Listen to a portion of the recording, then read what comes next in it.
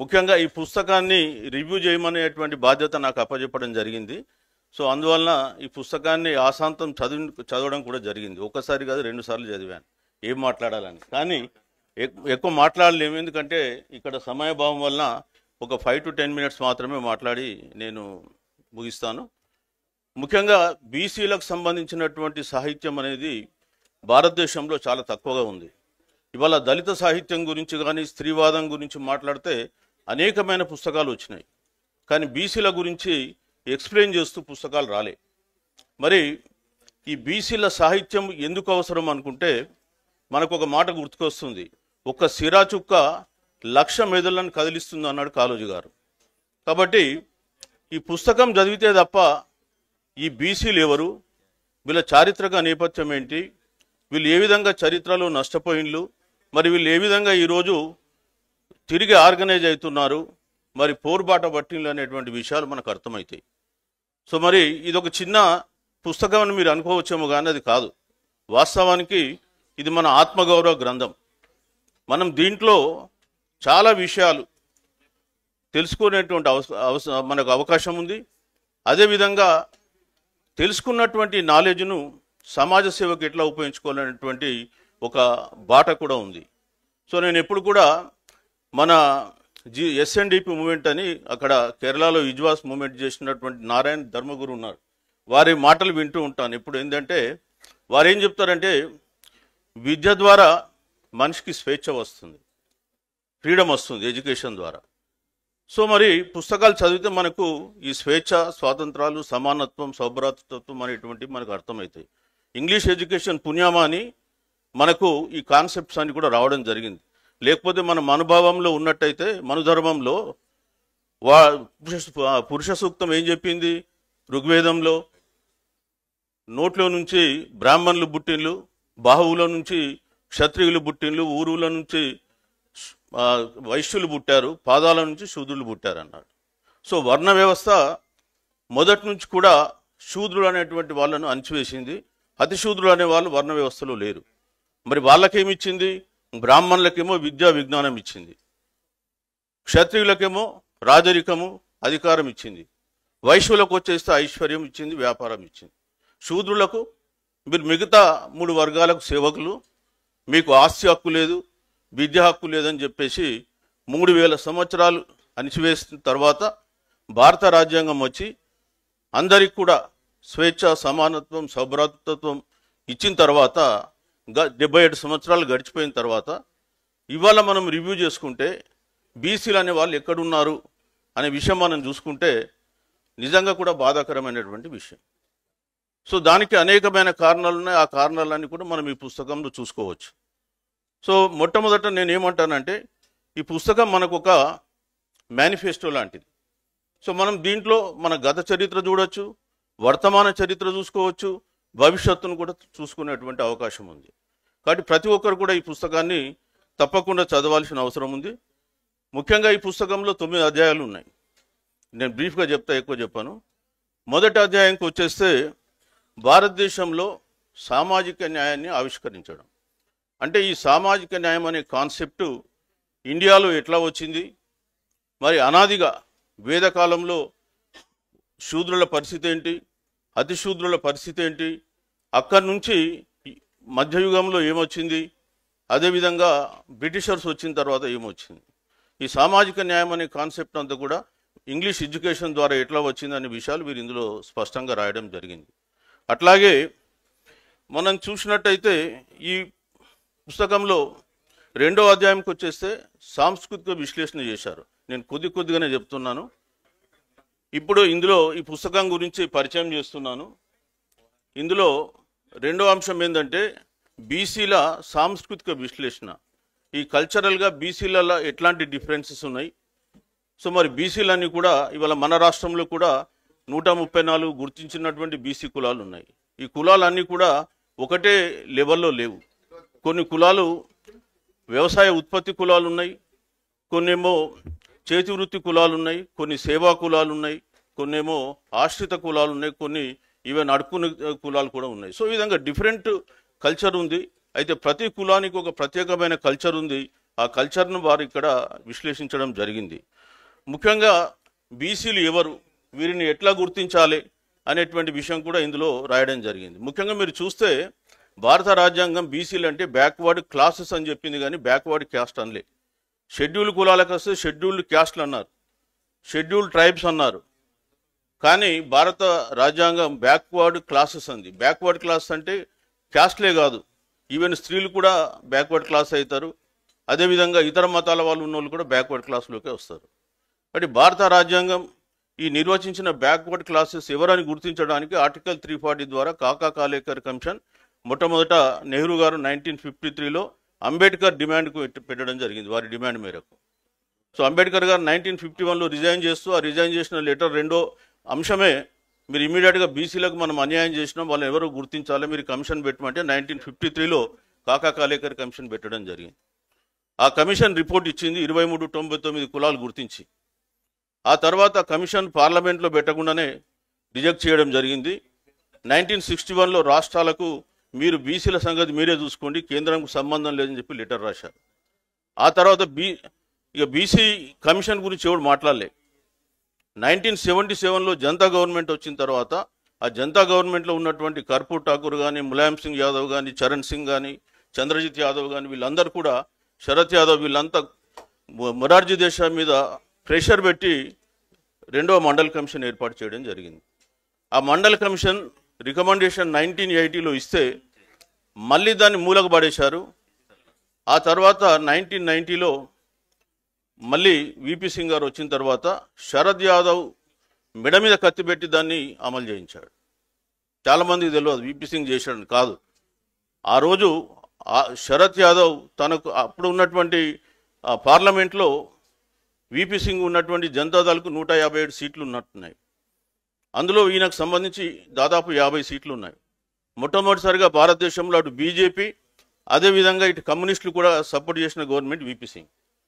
అప్పుడు శరత్ యాదవ్, నువ్వు నాకు ఇమ్మీడియట్గా మండల్ కమిషన్ ఇంప్లిమెంట్ చేస్తావా లేదా ఆగస్టు 10 రోజు అప్పుడున్నటువంటి దేవిలాల్ జంతర్ మంతర్ దగ్గర ఒక ధర్నా పెట్టిండు. ఈయన ఎందుకంటే ఆయన మంత్రివర్గం నుంచి తీసేసిండు. నేను అందులో కలిసేసి నీ గవర్నమెంట్ బడగొడతా, నీకు ఆగస్టు 15 రోజు నువ్వు రెడ్ ఫోర్ట్లో జెండా ఎగురవేయలేవని చెప్పిండు. ఆ దెబ్బకు ఆగస్టు 6 రోజు క్యాబినెట్ మీటింగ్ పెట్టి ఓన్లీ ఉద్యోగాలలో 7th రోజు యాక్సెప్ట్ చేస్తూ జీవో ఇచ్చారు. సో అది బీసీలు నాయకత్వం మనం కాపాడుకుంటే మనకు వాళ్ళు బీసీలు చేసేటువంటి హెల్ప్. మీరు చాలామందికి అర్థం కాదు, మనమే బీసీలను ఓడగొట్టుకుంటాం. ఎవడెవడో ఒక మాటలు చెప్పిండని చెప్పేసి మన బీసీలను ఓడగొట్టుకుని మనం గొప్పగా ఫీల్ అవుతూ ఉంటాం. ఇవాళ చాలామంది బీసీలు ఓడిపోవడానికి కారణం మనమే. సో అది లాస్ట్లో నేను చెప్తాను, మన నాయకత్వాన్ని కాపాడుకోవాలి, అప్పుడే మనకు మేలు జరుగుతుందనే విషయాన్ని తెలియజేయడం కొరకు నేను ఈ విషయం స్పెసిఫిక్గా చెప్తున్నా. ఆ రోజు ములాయం సింగ్ యాదవ్ కానీ అదేవిధంగా కర్పూరి ఠాకూర్ వీళ్ళు లేనట్టయితే మండల్ కమిషన్ వచ్చేది కాదు. అదేవిధంగా శరత్ యాదవ్ లేకపోతే మండల్ కమిషన్ ఇంప్లిమెంట్ అయ్యేది కాదు. ఇది ఎవరు చేసిండ్రు? బీసీలు. ఇవాళ దేశంలో మొట్టమొదట ఒక సామాజిక విప్లవం ఎప్పుడు వచ్చిందంటే మండల్ కమిషన్ ద్వారానే వచ్చింది. ఇవాళ కులగణన జరగడంతో మరొక సామాజిక విప్లవానికి నాంది పలకబోతుంది. ఇవాళ మండల్ కమిషన్ రావడంతో బీసీలకు ఎవరు అనుకూలురు ఎవరు వ్యతిరేకులు తెలుసు. అందుకే నెక్స్ట్ గవర్నమెంటు అక్కడ ములాయం సింగ్ యాదవ్ యూపీలో వచ్చిండు, ఇటు లాలూ ప్రసాద్ యాదవ్ బీహార్లో వచ్చిండు. So that is the change. అదేవిధంగా మధ్యప్రదేశ్లో కూడా బీసీ గవర్నమెంట్ వచ్చింది. ఈరోజు కూడా మోహన్ యాదవ్ వాళ్ళు ఉన్నారు. సరే బీసీలు అధికారంలోకి వచ్చిండ్రు. రాజస్థాన్లో కూడా అశోక్ గెహ్లోట్ లాంటి వాళ్ళు కూడా చాలామంది వచ్చిండ్రు. సో ఇక్కడ మండల్ కమిషన్ చేసినటువంటి అదొక సామాజిక విప్లవం. విద్యా ఉద్యోగాలలో ఈరోజు కూడా చూస్తే మండల్ కమిషన్ వచ్చి దాదాపు 93 నుంచి అమలవుతుంది. యాక్చువల్లీ 92లో ఇందిరా సహాని జడ్జిమెంట్ వచ్చింది. ఆ తర్వాత 93 నుంచి అమలవుతుంది. ఈ 93 నుంచి అమలంటే దాదాపు మనకిప్పుడు 17 + 25 42 సంవత్సరాలు. అయితే ఈరోజు కూడా చూస్తే కేంద్ర ప్రభుత్వ ఉద్యోగాలలో కేటగిరీ ఏబి ఉద్యోగాలలో మనం 14% మించలే. కేటగిరీ సిడి ఉద్యోగాలలో కూడా 22-23% మించలే. 27% ఇవ్వాల్సినటువంటి రిజర్వేషన్లలో కూడా మనకు లేదు. ఇవాళ కేంద్ర ప్రభుత్వంలో 40 లక్షల ఉద్యోగాలు ఉంటే 31 లక్షల ఉద్యోగాలు ఫిలప్ అయి ఉన్నాయి. అందులో మన శాతం వచ్చేసి ఓవరాల్గా కూడా 19% దాటలేదు. అంటే మనకి ఇంకా దాదాపు 27 అంటే ఒక 8% రావాలి. అందులో ఓసీలు నిన్న ఓపెన్ కాంపిటీషన్లో ఉన్న వాళ్ళు ఇంకో 2 తీసేస్తే ఓ 10% అన్న మనకు కావాలి. మరి బీసీలకు కూడా ఎస్సీ ఎస్టీల లాగా మనకు బ్యాక్లాగ్ వేకెన్సీస్ ఫిలప్ చేసేది ఉంటే ఇంకొక 4 లక్షల ఉద్యోగాలు వస్తాయి. సో మనం ఎవరు అడుగుతలే. సో అది పక్కన పెట్టేద్దాం. ఇక 3వ చాప్టర్కి వస్తే వీరు సైలెంట్ రివల్యూషన్ గురించి మాట్లాడారు. 6 రాష్ట్రాల గురించి మాట్లాడారు. ఈ సైలెంట్ రివల్యూషన్లో ఇండియన్ పాలిటిక్స్లో బీసీ వాదం అనేది సైలెంట్గా ఎట్లా పనిచేస్తుంది అనేటువంటి విషయాన్ని మీరు ఇందులో బాగా ఎక్స్ప్లెయిన్ చేయడం జరిగింది. ముఖ్యంగా నేను ఇంతకుముందు చెప్పినటువంటి ములాయం సింగ్ యాదవ్, సమాజ్వాదీ పార్టీ కావచ్చు, ఆర్జేడీ, ఇట్లాంటి ఇష్యూస్ అన్ని కూడా ఇందులో వీరు చర్చించారు. తర్వాత 4వ అధ్యాయంకి వచ్చేస్తే ఈ ఎలివేటింగ్ బ్యాక్వర్డ్నెస్ బియాండ్ మండల్, అంటే మండల్ కమిషన్ దాటిన తర్వాత ఈ బ్యాక్వర్డ్నెస్ను ఏ విధంగా ముందుకు తీసుకెళ్ళాలి, ఎట్లా అంటే బ్యాక్వర్డ్నెస్ను అధిగమిస్తూ మనం ఎట్లా ముందుకెళ్ళాలనే విషయాన్ని గురించి వారు మాట్లాడడం జరిగింది. ముఖ్యంగా ఇందులో వీళ్ళు బ్రిటిష్ కాలంలో ఏ విధంగా రిజర్వేషన్స్కు నాంది పడ్డది, ఆ ఇష్యూస్ అన్ని కూడా ఇందులో వీళ్ళు చర్చించారు సారు, అదేవిధంగా వారి కోఆథర్ ఇద్దరు కలిసి. అదేవిధంగా 6th చాప్టర్కి వచ్చేస్తే ఓబీసీ రిప్రజెంటేషన్ ఏ పర్సిస్టెంట్ ఛాలెంజ్, అంటే భారత రాజకీయాలలో ఓబీసీల స్థానం ఏంటి. ఇవాళ నేను ఇంతకుముందే చెప్పిన ఏది ఎడ్యుకేషన్లో మన పరిస్థితి ఏంటి అని. అట్లనే నేను మొన్న ఒక జ్యుడిషియరీ మీద కూడా ఆర్టికల్ రాశాను. ఈ మధ్యకాలంలో నేను కూడా చాలా ఆర్టికల్ రాస్తున్నాను. దాదాపు 2 పుస్తకాలు ప్రింట్ చేసినాం, ఇంకో 3వ పుస్తకం కూడా ప్రింటింగ్లో ఉంది. సో ముఖ్యంగా ఏంటంటే జ్యుడిషియరీకి వస్తే 2014 నుంచి మొన్న 24 వరకు కేంద్రంలో న్యాయశాఖ మంత్రి చెప్పినటువంటి సమాధానం 78% ఓసీలకు పోయింది. మిగతా 22%లో 15% బీసీలకు ఉన్నారు, 7% ఎస్టీలకు వచ్చింది. సో ఇది జరుగుతున్నటువంటి అన్యాయం. ఇవాళ మేము అంటే మొత్తం మన తెలంగాణ హైకోర్టులో 1950 నుంచి ఇప్పటి వరకు ఎంతమంది చీఫ్ జస్టిస్ లైన్లు, ఎవరు బీసీలు, అవన్నీ రాసిన ఒక్క బీసీ కాలే. ఒక్క బీసీ అయ్యిండు కొమరయ్య గారు, కుర్మా కమ్యూనిటీ, కరీంనగర్. అది నైజాం స్టేట్లో ఆయన మున్సిపల్ మేజిస్ట్రేట్గా రిక్రూట్ అయ్యింది కరీంనగర్. అతను మెల్లగా ఎదిగి హైకోర్టు చీఫ్ జస్టిస్ అయ్యింది. స్వతంత్ర భారతంలో మాత్రం కాలే. మరి నైజాం స్టేట్ న్యాయమా మన స్టేట్ న్యాయమని నాకేమైతే అర్థం కాలే ఆ ఇష్యూలో. అట్లనే ఒక్క బీసీ కూడా తెలంగాణ నుంచి సుప్రీంకోర్టుకి ఎలివేట్ కాలే. This is the scenario. So ఇక ఆర్థిక రంగంకి వస్తే నేను చెప్పాల్సిన అవసరం లేదు. ఆర్థిక రంగంలో వరుణ్ ఇండియా అనేటువంటి పత్రిక భారతదేశంలో $228 బిలియన్ ఉన్నోళ్ళు ఉండని చెప్పింది. అందులో 18 మంది హైదరాబాద్లో ఉన్నారు. ఆ 18 మందిలో ఒక్క బీసీ లేడు, ఒక్క ఎస్సీ లేడు, ఒక ఎస్టీ లేడు. ఇది పరిస్థితి. సో అన్ని రంగాలలో అటు విద్య, ఉద్యోగం, రాజకీయం, ఆర్థికం, న్యాయరంగం, ఏ రంగంలో కూడా ఈరోజు దేశంలో బీసీలకు వాళ్ళ వాటా ప్రకారం కాదు కదా, కనీసం మనం ఆ నైజాం స్టేట్లో ఉన్న వాటా కూడా మనకు దక్కకుండా పోయింది. సో మరి బీసీలేమో మెజార్టీ ప్రజలు. ఇవాళ దేశంలో 140 కోట్ల జనాభా ఉంటే 80 కోట్ల మంది బీసీలు ఉన్నారు. ప్రపంచంలో 800 కోట్ల మంది జనాభా అనుకుంటే 80 కోట్లు అంటే ప్రతి 10 మందిలో ప్రపంచంలో నేను చెప్తున్నా ఒక బీసీ. అట్లాంటి సందర్భంలో మరి బీసీలకు ఉన్న స్థానం ఏంటి? సో అది మనం ఇక్కడ చూడాలి. అదేవిధంగా వారు 7వ అధ్యాయంలో ఇక్కడ ఓబీసీ క్యాస్ట్లకు సంబంధించి వాళ్ళ కోరికలు ఏమున్నాయి, వాళ్ళ యాస్పిరేషన్స్ ఏంటి అనే దానిపైన డిస్కస్ చేశాడు. 9వది economic transformation of OBC in India. భారతదేశంలో ఆర్థికంగా ఏ విధంగా వీళ్ళ పరిణామక్రమం ఉంది, ఒక చేతి వృత్తులు నాశనం అయిపోయి ఈరోజు ఎటు కాకుండా వీళ్ళు మధ్యలో ఎట్లా కొట్టుమిట్లాడుతున్న విషయాలు వీళ్ళు ఎక్స్ప్లెయిన్ చేశారు. 9వది వచ్చేస్తే ఓబీసీ మేనిఫెస్టో. ఈ ఓబీసీ మేనిఫెస్టో ఆల్మోస్ట్ అందులో వారు దాంట్లో కూడా రాశారు నా పేరు చిరంజీవులని స్పష్టంగా. సో మేము ఢిల్లీలో ఒక మీటింగ్ చేసినప్పుడు ఈ ఓబీసీ మేనిఫెస్టో ఇచ్చినాం. అదేవిధంగా 37/20/24 రోజు తాజ్ కృష్ణ హోటల్లో మీటింగ్ పెట్టినప్పుడు కూడా ఓబీసీ మేనిఫెస్టో ఇచ్చినాం. ఆల్మోస్ట్ అన్ని పాయింట్స్ కూడా కవర్ అయినాయి, ఇంకొకటి 2 ఎక్స్ట్రా కూడా కవర్ అయి ఉన్నాయి.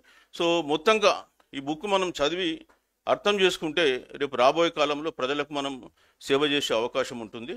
సో ఈ బుక్ ద్వారా మనం ఏం నేర్చుకుంటాం, ఏం మనం ఇంటికి తీసుకెళ్తామంటే ఇంకా చాలా విషయాలు ఉన్నాయి. ఆ విషయాలలో ముఖ్యంగా ఏంటంటే మన బీసీల వెనుకబాటుతనం, బీసీలు ఒకప్పుడు ఏ విధంగా బతికిన్లు, ఈ ఇష్యూస్ అన్నీ కూడా మనకు అర్థమవుతాయి. కాబట్టి ప్రతి ఒక్కరిని నేను కోరేది ఏంటంటే ఈ పుస్తకాన్ని చదవండి, ఆకలింపు చేసుకోండి. రేపు రాబోయే కాలంలో బీసీ ఉద్యమానికి మీరందరూ కూడా ఒక నిర్మాతలు కండి. ఇవాళ భారతదేశంలో మన పర్టికులర్ తెలంగాణలో అన్ని ఉద్యమాలైనాయి, ఒక్క బీసీ ఉద్యమమే బాకింది. మీరు చూస్తే సాయుధ తెలంగాణ పోరాటం అయిపోయింది, ముల్కీ నాన్ ముల్కీ అయిపోయింది. తర్వాత 1967లో తొలి దశ తెలంగాణ ఉద్యమం అయిపోయింది. మావోయిస్టు ఉద్యమాలైనాయి, దళిత ఉద్యమాలైనాయి, స్త్రీ ఉద్యమాలు జరిగినాయి, ప్రత్యేక తెలంగాణ ఉద్యమం జరిగింది, రాష్ట్రం సాధించుకున్నాం. కానీ లాస్ట్కు మిగిలిపోయింది ఒకటి బీసీ ఉద్యమం. ఖచ్చితంగా ఇవాళ బీసీలు కూడా ఈ తెలంగాణ రాష్ట్రంలో చాలా అసంతృప్తితో రగిలిపోతున్నారు. ఎందుకంటే గత 77 ఏళ్ళుగా ఒక్క బీసీ కూడా ఇక్కడ ముఖ్యమంత్రి కాలేదు. పక్కన చూసినట్టయితే తమిళనాడులో బీసీల రాజ్యం వెళ్తున్నారు, మధ్యలో ఇద్దరు ఎంజి రామచంద్ర జయలలిత వచ్చిపోయినప్పటికీ కూడా ఈరోజు కూడా కరుణానిధి తనయుడు వెళ్తున్నాడు. అటు కేరళ పోతే కూడా బీసీ ముఖ్యమంత్రి, కర్ణాటక పోతే బీసీ ముఖ్యమంత్రి, నేను ఇంతకుముందు చెప్పిన మధ్యప్రదేశ్ కూడా బీసీ ముఖ్యమంత్రి. సో ఈ విధంగా దేశంలో అన్ని రాష్ట్రాలలో ఇంచుమించు బీసీ లైన్లు. కాని రాష్ట్రాలు రెండు తెలుగు రాష్ట్రాలు, అవి ఆంధ్రప్రదేశ్, తెలంగాణ. ఉంటే వెస్ట్ బెంగాల్ పక్కన పెడదాం, అదంతా కూడా కమ్యూనిస్ట్ పాలన. సో రాబోయే కాలంలో బీసీలు తమకు జరుగుతున్న అన్యాయాన్ని తెలుసుకోవాలనే ఉద్దేశంతో మేము కూడా బీసీ ఇంటలెక్చువల్ ఫోరం ద్వారా గత 1 year నుంచి కూడా పోరాటం చేస్తున్నాం. సో రాబోయే కాలంలో ఖచ్చితంగా మనందరం ఆర్గనైజ్ అయిదాం. ఆర్గనైజ్ అయిన తర్వాత ఎట్లయితే అంబేద్కర్ గారు చెప్పారో, బోధించు, తర్వాత సమీకరించు, పోరాడు అన్నారు. సో ఆ బాటలో మనం నడుస్తున్నాం. కాబట్టి ఆ బాటలో మనం అందరం నడిచి తెలంగాణలో ఖచ్చితంగా బీసీ సాధికారత సాధిద్దాం, సామాజిక న్యాయాన్ని సాధిద్దాం, మనమెంతో మనకు వాటాను మనం తెచ్చుకుందామని చెప్పి కోరుకుంటూ నాకు పుస్తకం పరిచయం చేసే అవకాశం ఇచ్చినందుకు ఆర్గనైజర్స్కు ప్రత్యేకంగా ధన్యవాదాలు తెలుపు. అసలైన తొలి వెలుగు. ఫాలో వాట్సాప్ @తొలి వెలుగు official.